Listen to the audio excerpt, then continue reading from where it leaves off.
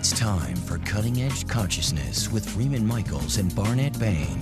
Thought-provoking discussions and bold ideas from the edge of possibility. Good moment. This is Barnett Bain.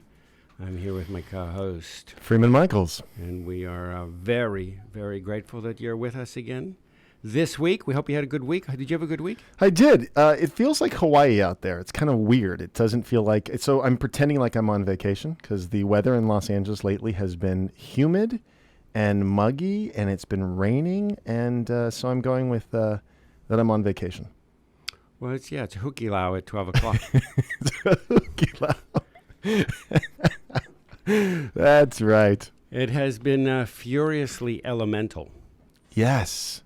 biblically elemental. Well, you live by the ocean, so you get the swells. By the sea. Well, we had swells that I thought were going to swell away the house yesterday. Yeah. I mean, we had a storm that came up so high that water went literally under the deck of the house and felt like we were on a ship, like we were shipboard. It was disconcerting. Energetically, it's disconcerting. That much elemental activity and electromagnetics and ions in the air. It's disconcerting. And then gigantic pieces of timber that are floating around in the sea that get flung against the piles of the house, and the whole thing shakes and booms. And it was quite an experience. Yeah. Well, you know, when things are not as we expect them to be, it's unnerving. But it's interesting because from my perspective, it fits with a kind of commitment that you and I have made to not just framing everything in terms of how we expect it to be, right? So the whole idea that July in Southern California is supposed to be dry and warm, not humid and stormy. We don't have summer storms, for those of you around the world listening to the show. Southern California very rarely does. But I love the intention you've set, Barnett, where just because every crow you've ever seen has been black doesn't mean that you're not open to the possibility that in the next moment you could see a white one. So this whole orientation towards I'm willing to surrender, you know, how I've held things to be and how I've almost required them to be in favor of something yet, you know, unborn. Well, I had an experience yesterday that I want to share because I believe that it illuminates the challenge. The challenge is really to become aware of and to transcend, to supersede the authority of the negative part of my ego, and with the realization that I gave it sort of the authority. And here's an example of what happened. Yesterday, Sandy and I go and pick up some patio furniture for the deck before it was washed out by the storm. So she goes and she picks out all this stuff, and we go and we pick it up and bring it home and lay it out on the patio. And there are different prints there than I had expected, and they were sized a little bit differently than the cushions that I am used to laying out on to baking in the ultraviolet ray for these many years. I've been very used to a particular thickness of cushion, and these were more thick. And so I became aware of the internal I'll be blunt, the internal battle that was going on between the part that wanted to have it be the familiar way and was willing to make Sandy, wrong about the choices that she had made. This is a little too thick, and they're not cut to the same size, so they're actually a little longer, and they're hanging off the edge of the chaise, and all of these reasons, all of this storehouse, it's almost like gathering your facts, you know, all of the support. And I was very, very aware of that internal dynamic, the desire to control. Yeah. To control others, to control reality, to control the world in a way that would make it more consistent with my vision of what has been. Yeah. And the price of that is an estrangement from what can be. Yeah. And it is, and the collateral damage is that it is hostile to other people and hostile to the self. So I'll end the story by with a bit of self-congratulations. Let's do it. I know Sandy's probably listening, so she'll call in and maybe give me a thumbs up, because I did not dump my hostility. I was very aware of it, and I felt it, I experienced it, I understood from whence it arose. I knew that anybody who had had a life of thinking that you can outthink reality would have a version of that. And I loved myself for it and let it move through and made other choices. It felt so incredibly integrated. And she said to me afterwards, wow, we handled that really well, didn't we? We both could have tripped up that, in a big way. You with your control thing and me with, well, I didn't do it good enough. So we sideswept that particular storm. All right, so we have the opportunity here to invite in a guest where we might discuss how do we get from where we've been to where we're going. Really? That seems like that's a tall order to lay on a guest. That's we don't throw softballs around here. Boy, oh boy. Yeah, who can handle that question? Who do we know can handle that question? I don't know, but I know who we have. We have my friend. We have my friend, and we're going to lob that into him. I'm so glad to have with us today Richard Barrett, who's the founder and the chairman of the Barrett Values Center. I discovered Richard through a mutual friend, and who introduced me to his amazing book, The New Leadership Paradigm, which is well thumbed and well annotated, and lives by my bed on the bedside table. It is absolutely an amazing, amazing book. He's also most recently the author of What My Soul Told Me. So from a business book, or really from a metaphysical book masquerading as a business book, to the most heartfelt book about soulcraft. I'm so pleased to welcome you, Richard, to Cutting Edge Consciousness. Well, thank you. Thank you. Lovely to be with you both. Yeah. Well, yeah, it is, isn't it? Thanks for coming. It's lovely to have you. So we know what we've talked about in the past. We know what where we've come. That territory, I think we've unearthed and analyzed and reanalyzed. The question becomes, how to, I guess, consciously put it down in favor of something that is yet unknown, and recognize how disorganizing that can be, because my sense of what your work is about is really a new paradigm. And if we say really a new paradigm, then we can't hang on so tightly to the one that we've got. So you mean really, really, really? Yeah, really new. A new paradigm. So that's where we want to kind of throw you into the mix of this conversation. Well, thank you. I in the New Leadership Paradigm, I wrote about, shifting from I to we, from what's in it to me to what's best for the common good, and from being the best in the world to being the best for the world. That was the key to that whole book there. But, listening to you guys chatter there,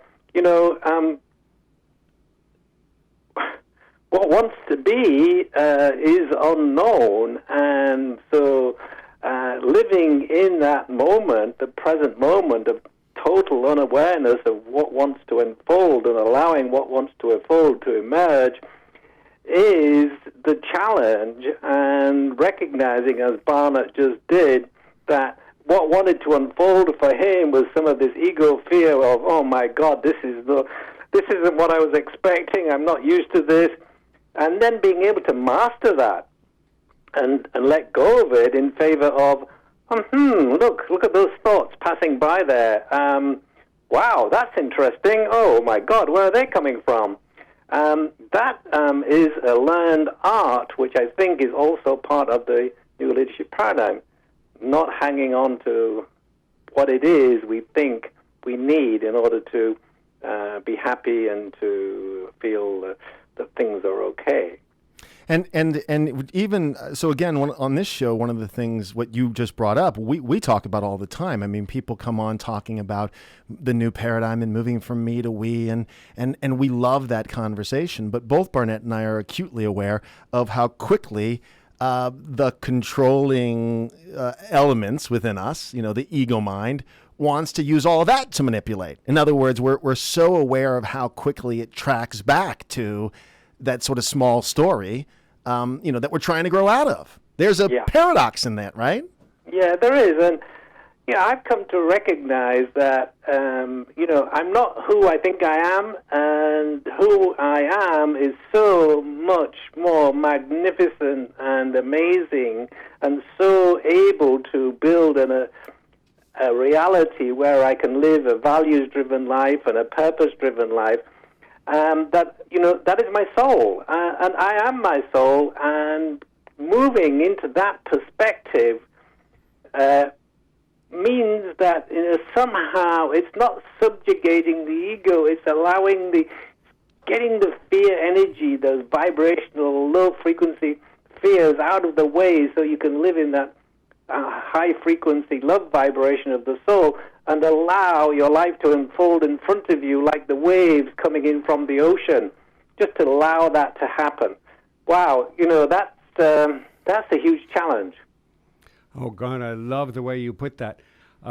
Some bumper sticker I saw someplace said, with such profound wisdom delivered, don't believe everything you think. Yeah, you don't have to believe everything you think. And it's taken me quite some time to understand the wisdom of that. There's a coda to it, and I am deep into the exploration of that, into the unpeeling of that, which is don't identify with every feeling you have. So to move from identifying with what I feel and to identify with the energies that move through me, to a place of relating to them is a new challenge. And the story that I shared earlier about being on the deck with Sandy and all of this new patio furniture, I had a sense I could handle the thoughts, but these terrific energies that would move through me, they almost like released in a cellular way of righteousness and anger and hurt. Again, all these kind of big biblical themes of that we deny as individuals and as cultures, to feel that bubbling up and not to be swept away in the storm of that and default to old behaviors. That's my personal challenge. You in your book, in all of your books, but certainly in What My Soul Told Me and also in New Leadership Paradigm, Richard, you lay out a template, a map that points to the levels of awareness that are reflective of certain stages of ownership of these ideas of moving from what can I learn versus what can I reaffirm, what can I give versus what can I get. Would you share a little bit about that for our audience? Yeah, I'd love to. Every one of us on the planet is moving through what we call the stages of psychological development, and it starts right from the moment you're born and continues right through to old age, and how far you get with that journey depends to a large extent on those subconscious fears that create those nasty feelings you were talking about, to what extent we can master them, not eliminate them, because you won't, but at least master them and get onto the balcony and look down on the dance floor of your life and say, oh my God, look at those fears coming up, wonder what that's all about. So these stages of psychological development that we all pass through, start with learning how to survive as a baby, and then learning how to conform in order to keep safe, conform inside your parental home and the culture in which you were brought up in. And then we have to learn how to develop our sense of self-worth when we're in our teenage and as young people. In order to, as we leave the parental home, we have to feel good about ourselves, and so we say, we look for ways in which we can be better than or as good as other people, and so and then we move on into our larger life, and what we learned about surviving and conforming and feeling a sense of self-worth stays with us, and the reason it stays with us is because up to the age of like 8 or 9, the reasoning part of our brain, the cortex, hasn't fully developed. It develops after we're born. We're born with a limbic brain, a reptilian brain that analyze everything through our emotional life, and so we can't reason very well, and so we develop all of these subconscious beliefs about how to find pleasure and avoid pain from an emotional point of view. And I believe that a lot of that stuff that comes up when we're not getting our needs met, like you described earlier, goes back to those days where we learned emotionally how to survive, how to conform, and how to have these feelings of self-worth, and that's what stays with us. Then comes the next stage, to be brief, where we have to begin to master those fears, and that's exactly what you were talking about. It's called individuation, where we let go of those fears that we grew up with, and at the same time begin to say, well, I am not my parental conditioning, I am not my cultural conditioning, and let go of some of those beliefs and values that we learned from others, from the culture we were embedded in, and we find our true self. And finding that true self, what you really value, who you really are, is the journey into uncovering your soul. And it begins by finding the values that are important to you, and many of those are shared by other human beings. And because actually we're all individuated aspects of a single energy field, and the values are energetic signatures of that field, and we're all holding on to very, very similar higher order values.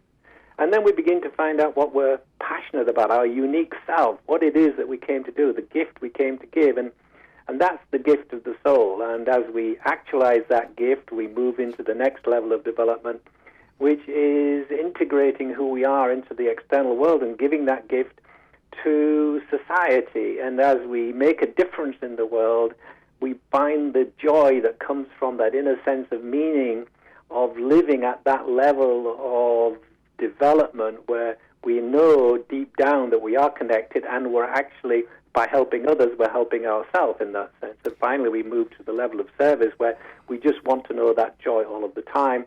We want to give our gift, and we want to be of service to humanity and the planet. All we're really saying is we're acknowledging our oneness with everything that is at the energetic level. So to understand that journey, I think one of the keys to understanding is that recognizing that you are an energetic being, that you are a soul, and that becoming one with your soul is so fundamentally important. And there are stages involved in becoming one with your soul. But briefly, I don't want to hog the mic, but that's kind of the stages that we all go through, and we're all on that journey. And figuring out where you are on that journey is not too difficult. I've developed ways of measuring that, which people can access quite easily. So I love what you're saying, and we need to take a quick break. But I think there comes a point where we have enough self-awareness, where we've come to understand there's something we have to give in the world.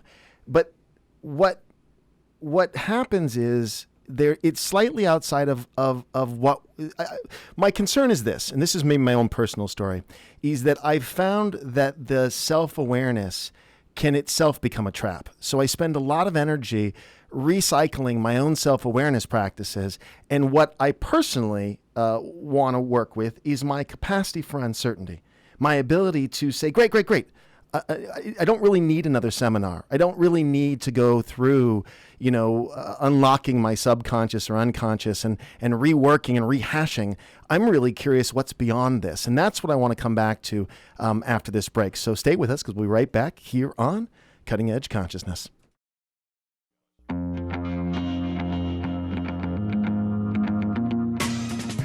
Welcome back to Cutting Edge Consciousness, thought-provoking discussions and bold ideas from the edge of possibility. And welcome back to Cutting Edge Consciousness. Freeman Michaels here with Barnett Bain. And Richard Barrett. Yes, sir. So Reporting before for the duty, break, sir.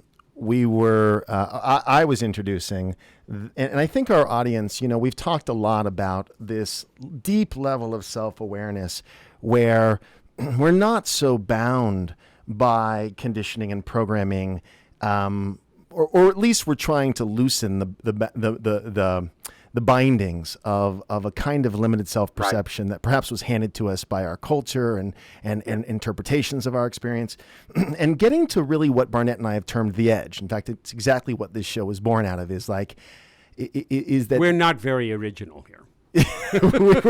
Well, we want to be original, and that desire to innovate, the desire to move beyond the known into the unknown, is at once thrilling and terrifying.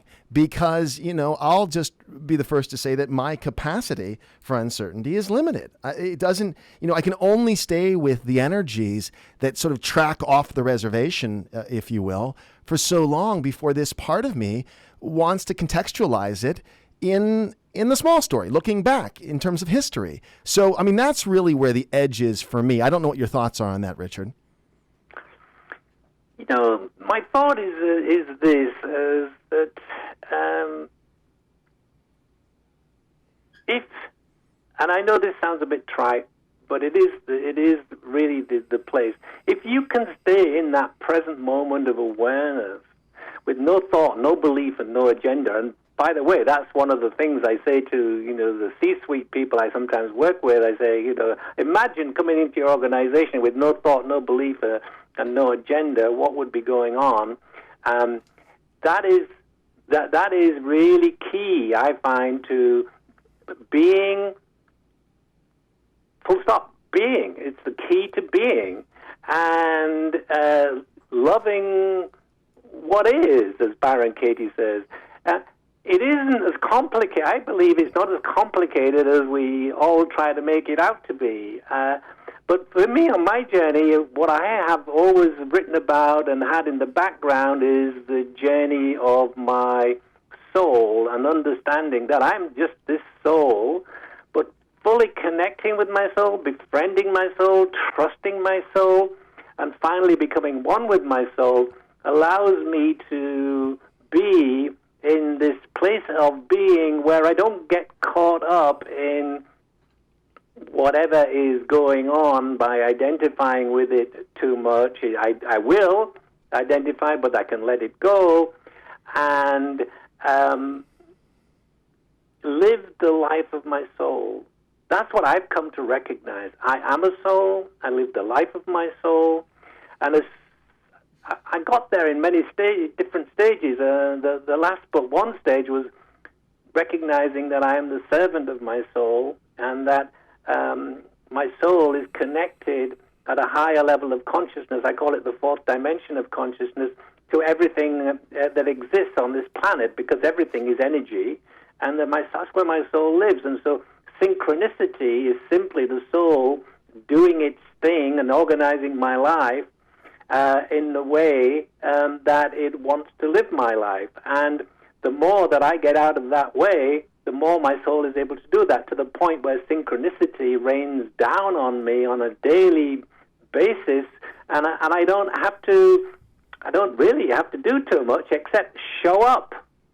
And showing up is, I think, just the key, because what you're saying is, I trust, and I'm just going to show up, and what wants to emerge, my soul will have a response to that I don't even need to worry about. I love it. So beautiful. We get caught up so often. What prevents us from simply showing up is, it was a great philosopher, I think, Soren Kierkegaard, who said something like, I'll mangle it now, that the great paradox of thought is it desires what thought itself cannot think. That's fantastic. So what that is, that thought itself cannot think, is it's this ability to simply show up without tracking back to make it a head trip. I think that's a big challenge. I mean, for me personally, that I'm not tracking back, that it's really organically in the moment. And Richard, what you were saying about trusting the synchronicity, I think that's, at least for a lot of folks, maybe it's a leap of faith, a leap of soul. I don't know what the language Well, we is. deconstruct the synchronicity. Yeah. Of course we do. We dismantle it. Yeah, we want to track it back to what we know. We put it up in our head, it ceases to become exactly. multidimensional. It suddenly becomes a love affair with a straight line. Let's just put one little piece after another. Well, let me get it so I can analyze it and manipulate it and control it. I love synchronicity when I can control it. Logical and reasonable. Right. And so I think, therefore I am, which is a very different thing than wanting something that thought itself cannot think. Very, very different models.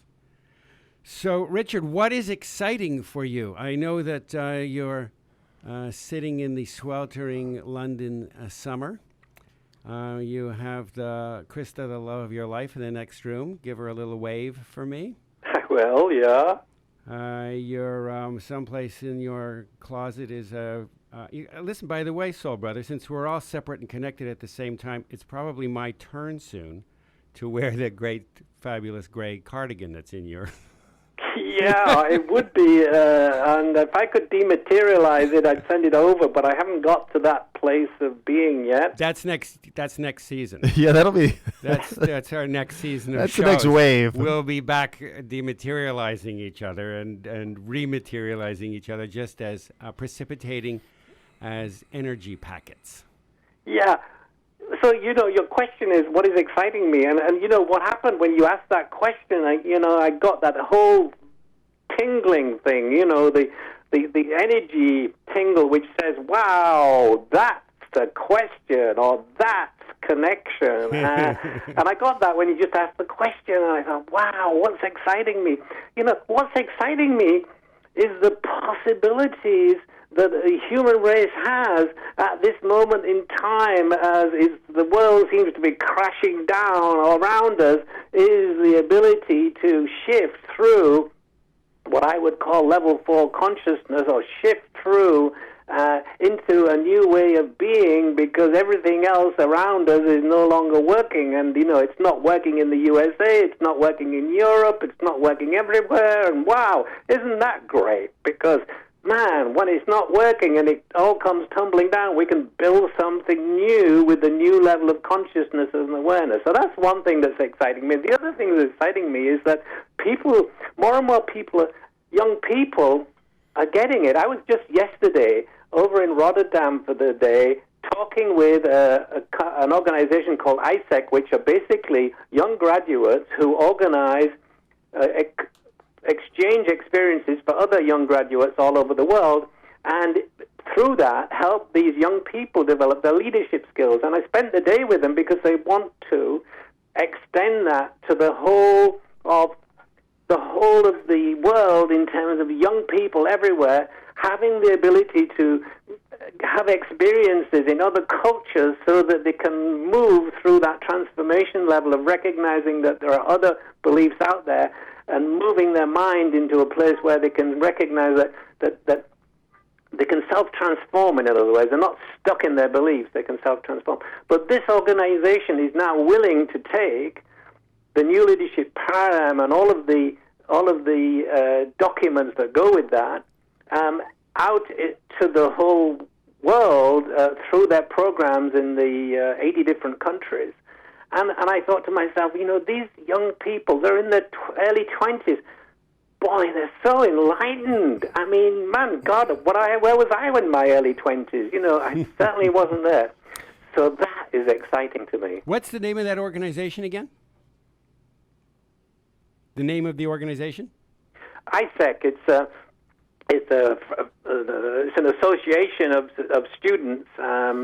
There's probably 100,000 members, and every year there's 21 people in the core of this organization whose new members come in, and they have a 2-month handover period. But their whole idea is how to help young people get new experiences. But now they're developing a whole leadership development program to help young people. And what they got is that life is an inner journey and an outer journey, and by organizing these amazing outer journeys, by going to different cultures and working, they're helping people develop their inner journey. And they're doing that explicitly. And now they want to deepen that whole work, and really have enjoyed the New Leadership Paradigm and want to integrate that and integrate the New Leadership Paradigm website into helping young people all over the world go through these leadership experiences. Now, that was my vision for the New Leadership Paradigm 4 years ago when I wrote it, and suddenly, yesterday, here it is, going to be manifested by these young people, and I'm thinking, wow.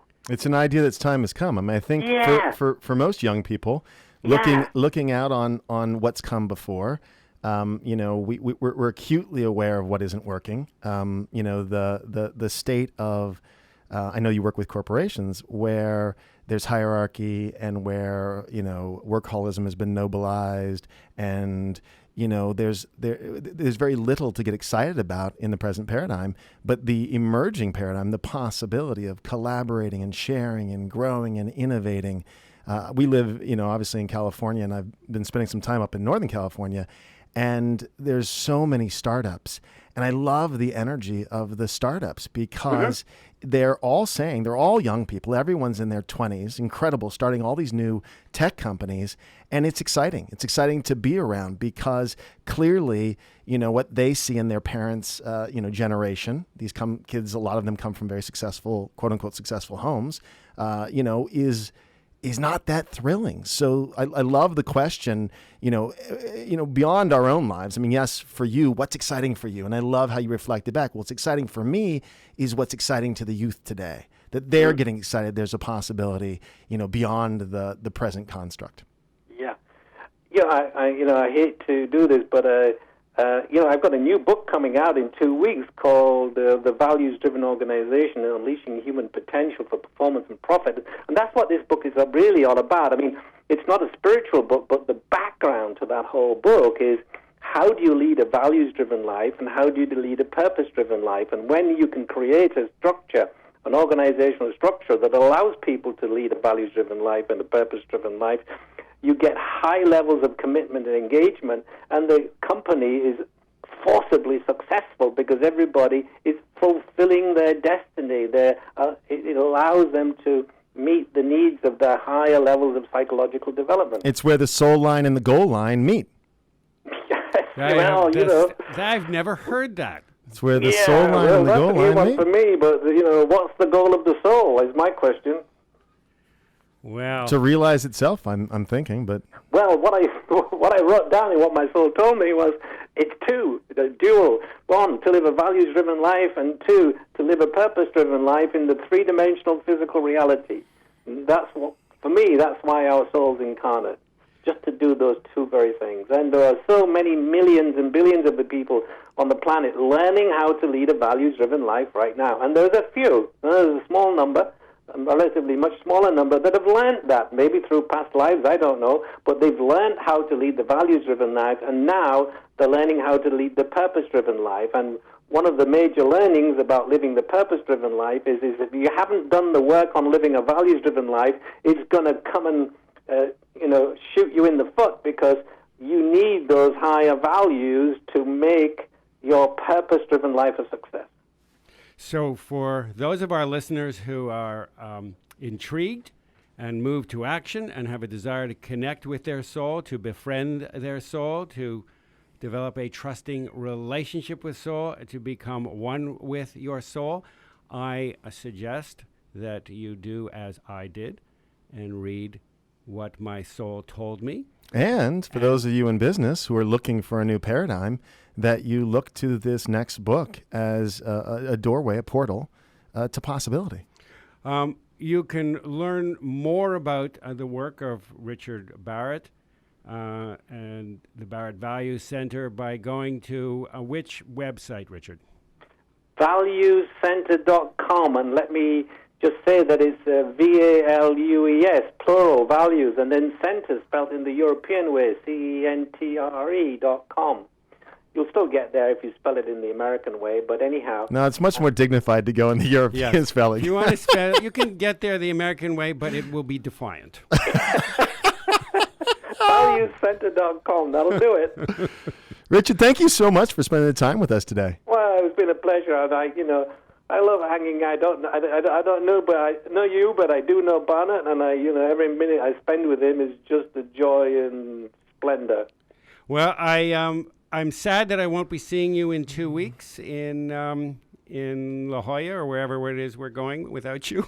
But I will be thinking of you, and I'll send you a photograph. And as always, lots of love.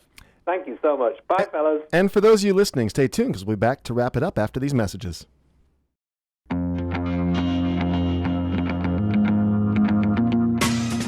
Welcome back to Cutting Edge Consciousness, thought-provoking discussions and bold ideas from the edge of possibility. And welcome back to Cutting Edge Consciousness. Freeman Michaels here with Barnett Bain. Just got done with Richard Barrett. Interesting man. A really beautiful man. A great guy. And somebody who's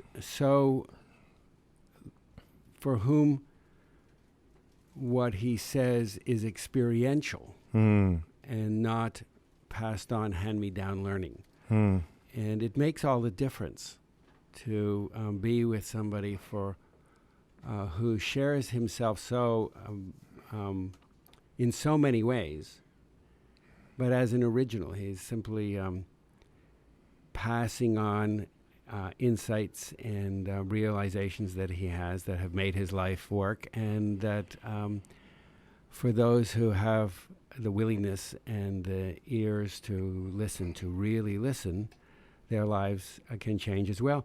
And he has had impact on governments and big banks worldwide and gigantic corporations worldwide. And it's very, very moving to know somebody who has such quiet power and authority and impact in the world. Yeah, I love it. I love getting I urge you to, our listeners, to read What My Soul Told Me, or New Paradigm Leadership. They're absolutely wonderful. Easy reading, and complex does not have to be difficult. Yeah. So very easily read and digested, and very, very profound in their wisdom. Yeah. I think, again, we love paradox around here. It can be complex and simple at the same time. It can, in other words, complex, not meaning that we have to make it complex. It has layers and layers and layers. And there's, infinite number of ways to look at it, and that's okay. And yet it does boil down. I mean, can you show up with no thought, no belief, no agenda? That's what he said. I mean, that's the idea. Is can I come in and really and put down my position, as it were, in service to something that might emerge? Yes, and to be clear, he's not suggesting that we become thoughtless. No, of course not. Or agendaless. He's suggesting that we can put our thinking and our agendas into their rightful place, and not be driven by thinking and agendas about which we're unaware. And that when we do that...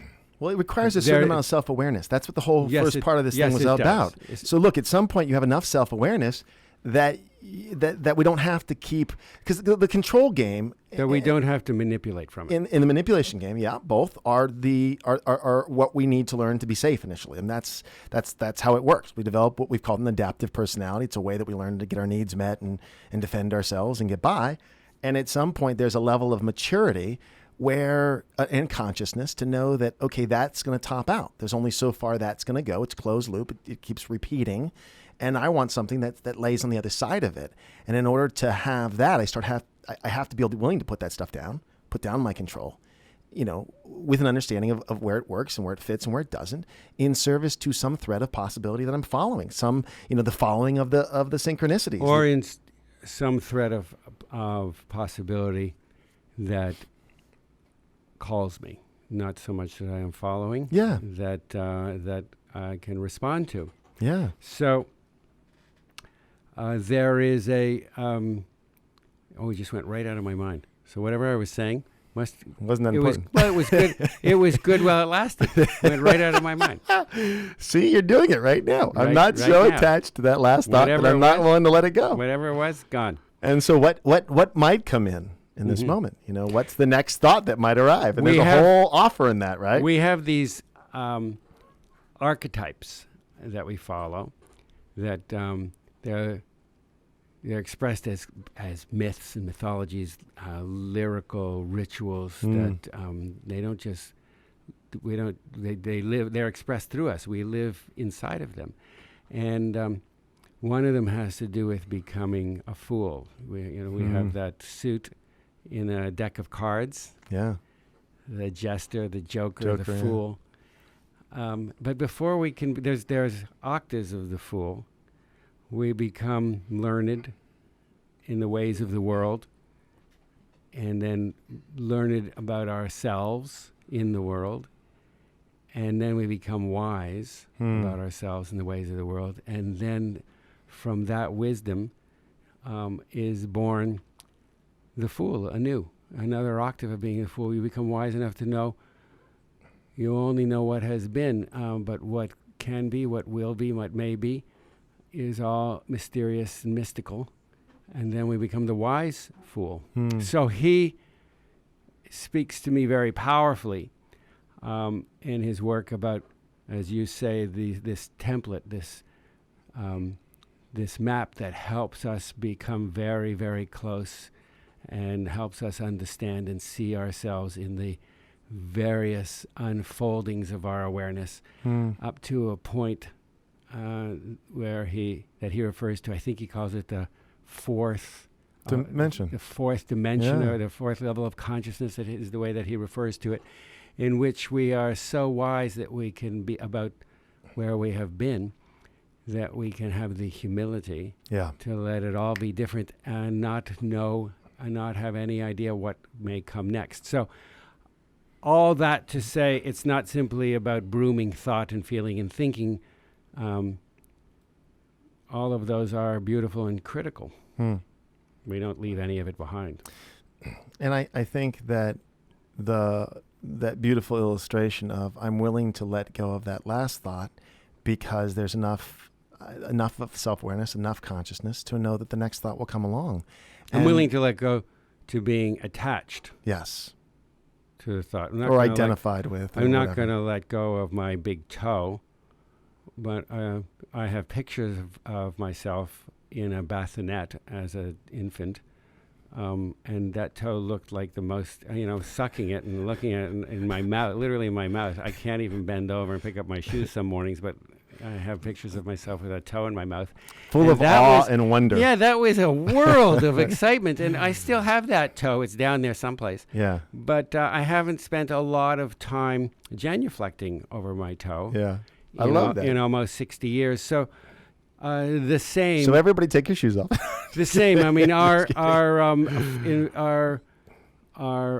love affair with logic and making sense of things and facts and stringing them out and having this sort of order is at some point it doesn't go away, but there may be more. And what is that more? I have no idea from here. Yeah. The only thing I can bring up in this moment that feels like it's an edge for me, if I sort of put myself out there as part of this experiment and this conversation, is what I spoke about before, the capacity to handle the uncertainty and the ability to follow the wave because of the tendency that I have, the pattern tendency, to track back and frame it with under the old paradigm. And I can even illustrate this in sort of, so you and I have both been in the creative field, right? And we know what happens when our juices are flowing and we're writing or we're doing something that's, and we're really out there playing with it. This thought comes in, that interrupts that beautiful, splendid pattern of discovery that says, well, how do I make money at it? How do I make a movie out of it? How do I get this sold? And it undermines the process. So I'm not drawing a huge conclusion right now. I'm just sort of throwing myself in to say, I love following the inspiration, but I recognize how I curtail it. There is a level at which we follow the inspiration or don't follow the inspiration. Right. And then there is, like when you throw a pebble into a pond and the ring show, so it moves out, and there's another, as those waves ripple out, there's another point at which I suddenly become aware, I have thoughts that interrupt these things. Right, no, that's right. And then that moves out, and then I suddenly become aware, I have thoughts that interrupt these things, but I don't have to surrender my focus and my intention to those thoughts. Yep. I can just allow them to pass through. And then there moves beyond that, and I suddenly realize, so when I surrender my intention to a random thought that triggers me, it is because I am choosing to allow it to trigger me. And as I practice and build the muscle, by practicing, eventually thoughts require more and more juice and charge in order to trigger me. And it's like, I have a friend that talks about, they were hurdlers. They used to run around the track and leap over fences, and you come out in the morning and you run the track and you hit the fence and you hit another fence and you hit another fence and you practice, and suddenly you're sailing over a fence and sailing over a fence. And in time, it's effortless. You're sailing over these fences. They're not even there. And we can, God knows that there are so many challenges that were in my life and your life, and certainly all our listeners can relate to these sorts of things in their own lives that were challenges, and now they just sail over them and they were never even there. No, that's right. I get it. And the same with this tendency to track back. One of the challenges is not to over glamorize it, is about to keep pointing out, I have this huge thing. I mean, it's always, we don't want to empower it. No, of course not. Because we are literally myelinating neural patterns. It shows up in the last front of our energy system. Our energy is so compacted that it ends up compacted into a physical state, and that is no less our subconscious. And these thoughts and patterns and energies, they show up, the habituated ones, as biochemical patterns in the brain, neurological It's the working on it. I'm working on it. Yeah, that becomes its own. And we lighten up on it. Yeah, no, of course. But I mean, I felt in that moment, a few moments back, to say, here's one of the challenges I face. Not to be hooked on it, because Lord knows I have no desire to, identify with that and say, wow, here's my pattern. Well, I have I just recognize it. I recognize it because I am it. I have the same sorts of challenges. And now, I know we've talked about this before. When I remember, or when I am not lazy, similar to deciding to put my foot on the clutch of my usual patterns with Sandy and around the patio furniture. Right. Do I want to go there again, or can I just love that it happened? Do I really want to say to myself again that this is a pattern and this is a challenge? That also is a choice. Who's making that choice? Well, I'm making that choice. Do I want to make that choice? Can I just let it go? Can it be unremarked upon for the first time? Can I decide I'm not even going to remark upon it? Yeah, I love that, and this is true both of the sort now of, that's not denial, right? No, I get it. This is true both of sort of the negative stuff that we go, okay, I'm going to stop playing that, but it's also where it gets kind of sticky for me is on the positive side. So let's say, for example, it's just like you do something and it works, so you repeat it until it becomes, as you've said before, brittle. And so I want to be able to do that, and this is part of my intention. Not working that hard on it, but I'm committed to getting, I'm relating to it. So it's also when something happens spontaneously and there's a positive outcome, my tendency is to want to put that in a bottle versus trust that there'll be another inspired moment. Do you know what I'm talking about in the last 30 seconds before we have to say goodbye? Because this becomes a whole nother thread of inquiry into so, how do I allow my successes to flow? I don't have answers to this, but my intuition is that the bottom line is, am I relating to a light going on, and do I say, "Oh, now I have found I found a fix that I can now manipulate the world with"? Right. If my intention is to control the world or to manipulate the world, that may ask for some more looking at. Yeah. No, absolutely. Or is the world a friendly place? Well, I don't know. These are such paradoxical issues and questions we're looking at. Well, we're willing to consider it, and we'll keep considering it. So keep coming back here to Cutting Edge Consciousness. Thanks for listening.